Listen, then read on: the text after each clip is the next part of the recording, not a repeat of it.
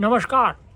मानव सभ्यता और शेष प्राणी नाम के इस चैनल पर आप सभी का मैं स्वागत करता हूं। जैसा कि आपको विदित है कि हम लोग रामायण का अध्ययन कर रहे हैं और जब ये अध्ययन हम कर रहे हैं उसी समय मुझे एक कथा स्मरण आती है और वह कथा है एक शेर और एक खोए हुए शेर के बच्चे की। तो जब वह बच्चा खो जाता है तो वह एक गडरिया को प्राप्त होता है। गडरिया जो भेड़ चराने वाला होता है उसको वह मिलता है। तो जब वह उसको प्राप्त होता है तो गडरिया जो है उसका बड़ा अच्छी प्रकार से लालन पालन करता है और गडरिया उनको जो है भेड़ के झुंड में छोड़ देता है। अब जब भेड़ के झुंड में वो जो है छोड़ देता है तो एक दिन ऐसा होता है कि वहाँ एक शेर आता है शिकार के लिए और वह सोचता है कि चलो आज हम शिकार करते हैं। तो वह देखता है कि ये सभी झुंड जो है पूरा का पूरा ये भेड़ का झुंड है, किंतु यहाँ एक शेर का बच्चा भी इनके साथ घास खा रहा है। तो उसने ये कथा है,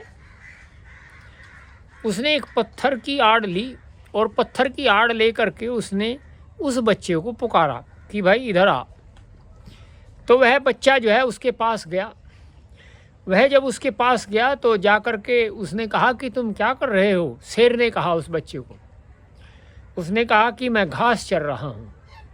बोले तुम घास क्यों चर रहे हो। तो उसने कहा कि ये सब मेरे भाई बहन हैं, जो भेड़ के बच्चे हैं ना, ये सब मेरे भाई बहन हैं, ये चर रहे हैं इसलिए मैं भी इनके साथ चर रहा हूँ। उसने कहा कि नहीं, ये तुम्हारा काम नहीं है, तुम तो शेर के बच्चे हो। उसने कहा कि मैं शेर का बच्चा हूँ, तुम ये बात कैसे कह सकते हो। उसने कहा कि ठीक है, जब मैं ये बात तुम्हें बताऊंगा या इसका परीक्षण कराऊंगा तो ये तुम्हारे भाई बहन तुम्हें छोड़ करके भाग जाएंगे। उसने कहा नहीं, ऐसा नहीं हो सकता, क्योंकि मैं इनके साथ ही पला बड़ा हूँ, इन्हीं के साथ मैं रहा हूँ, इन्हीं के साथ मैं सोता हूँ, इन्हीं के साथ मैं खाता हूँ। तो उसने कहा ठीक है। तो उसने कहा कि जैसा मैं करूँगा ऐसा ही तुम करना।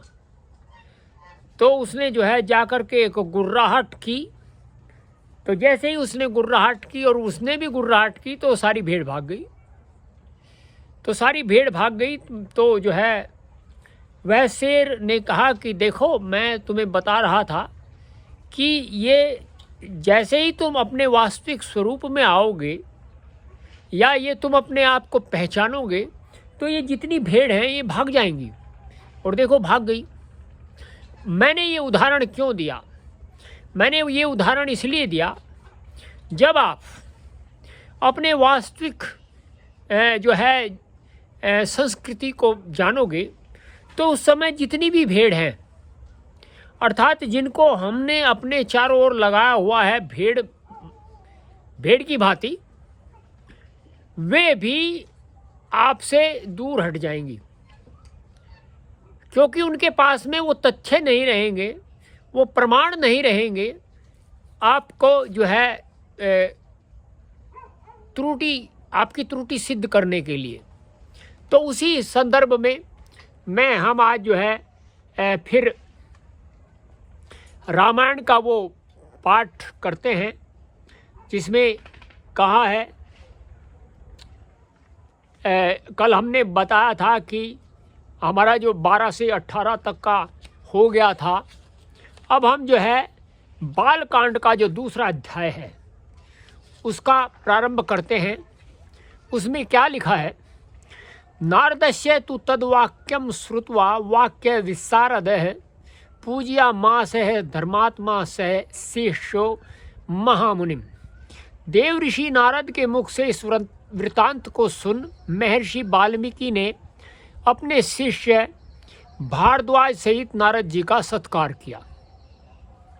क्योंकि उस समय ये एक इस प्रकार की परंपरा थी कि जो है वो कोई भी होता था तो उसका सत्कार किया जाता था, और ऋषि मुनियों की तो ये परंपरा थी ही। अब आगे चलते हैं।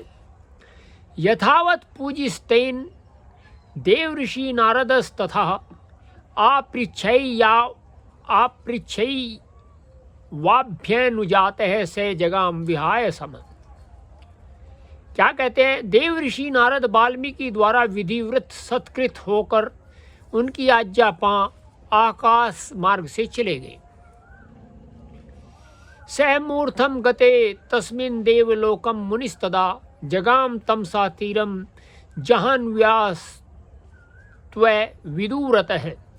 नारद जी के देवाश्रम चले जाने के पश्चात वाल्मीकि जी स्नान के लिए गंगा के समीप तमसा नदी के तट पर पहुँचे। अब ये उस ओर बढ़ रहे हैं जिस ओर जो है जहाँ से रामायण का जो काव्य है और जो एक कह सकते हैं हृदय विदारक घटना वाल्मीकि जी के साथ हुई थी। क्या हुई थी? तस्याभ्यासे तु मिथुनम चरन्ते मन पायिनम ददर्श भगवांस्तत्र क्रोंचयोश्चारुणी स्वनम। नदी के समीप ही उस वन में महर्षि वाल्मीकि ने मीठी बोली बोलने वाले, सर्वदा साथ रहने वाले एवं विहार करते हुए क्रोंच पक्षी के जोड़े को देखा। तस्मात्तु मिथुनादेकं पुमांसं पापनिश्चयः जघान वैर निलियो निषादस्तस्य पश्यते। इतने में पक्षियों के शत्रु एक व्याध ने मुनि के समक्ष ही उस जोड़े में से नर क्रोंच पक्षी को मार डाला। अब आगे तम शोणितम परितांगम चेष्टमानम महीतले भार्या तु निहितम दृष्ट्वा रुराव करुणाम गिरम। क्रोंची व्याध द्वारा मारे गए रक्त से लथपथ और पृथ्वी पर छटपटाते हुए अपने पति को देखकर करुण स्वर में विलाप करने लगी, जो क्रोंची थी। अब आगे क्या है? तथा विधम ध्वजम दृष्ट्वा निषादेन निपातितम ऋषेर धर्मात्मनस्तस्य कारुण्यम समपद्यते। व्याध द्वारा मारे गए उस पक्षी को देखकर धर्मात्मा महर्षि का हृदय द्रवित हो गया। आगे क्या हुआ?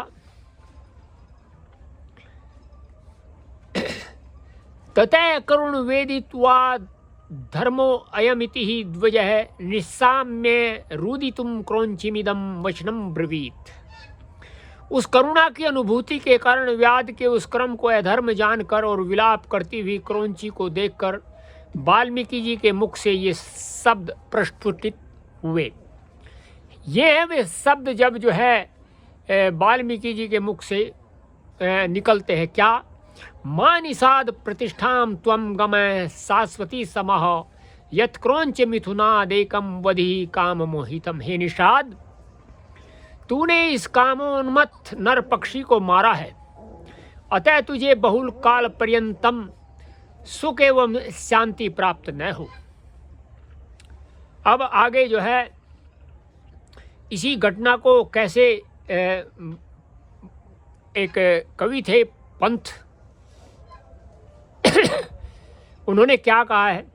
वियोगी होगा पहला कवि, आहा से उपजा होगा गान, उमड़कर आंखों से चुपचाप बही होगी कविता अनजान। यह घटना आगे आने वाली कथा की सूचक है। रावण ने श्री राम और सीता के जोड़े में से सीता का हरण किया। रावण निषाद के समान और सीता तथा राम क्रोंच जोड़े के प्रतीक हैं। काव्य की दृष्टि से यह घटना अत्यंत रोचक एवं हृदयकारी है। तो इस प्रकार से आप देख सकते हैं इस घटना का जो है तारतम्य कहाँ जुड़ता है। तस्येत्थम बुर्वतश्चिंता बभूव हृदि वीक्षत है शोकार्तेनास्य शकुन है किमिदम व्याहृतम मया। मां निषाद, इत्यादि कहकर और हृदय में इसका अर्थ विचारने पर वाल्मीकि जी को बड़ी चिंता हुई कि इस पक्षी के दुख से दुखित होकर मैंने क्या कह डाला। तो ये जो है हमने 1 से 10 तक श्लोकों का अध्ययन किया। आप समझ गए होंगे कि क्या क्या जो है इस मध्य हुआ। और आप एक बात और जान सकते हैं कि उस समय रामायण काल में छोटे छोटे जो जहाज जिनको हम वायुयान कहते हैं वो सभी व्यक्तियों के पास थे। जैसे अब अमेरिका में इस प्रकार की हैं, तो इस प्रकार से भारत में भी थे। हम लोग जो है अनुसरण दूसरे का करते हैं, किंतु जब हमें अपने का पता लगेगा, जब हमें अपने स्वरूप अपनी संस्कृति का पता लगेगा, तो उस समय जो है हमें गर्व की अनुभूति होगी। पहले हम अपनी संस्कृति को जानें, उसके बाद हम उसको मानें, अन्यथा हम जो है इसी प्रकार से भेड़ और अन्य उसके द्वारा घिरे रहेंगे और वे हमें पथभ्रष्ट करते रहेंगे। जिस प्रकार से वह शेर का बच्चा भेड़ के झुंड में पथभ्रष्ट हो गया था। तो आप को ये वीडियो कैसा लगा? अगर अच्छा लगा होगा तो आप चैनल को सब्सक्राइब करिए, लाइक करिए, शेयर करिए, कमेंट करिए। इंस्टाग्राम और फेसबुक पर भी फॉलो करिए @सत्येंद्र मलिक के नाम से। और आपको हम फिर मिलते रहेंगे। नमस्ते।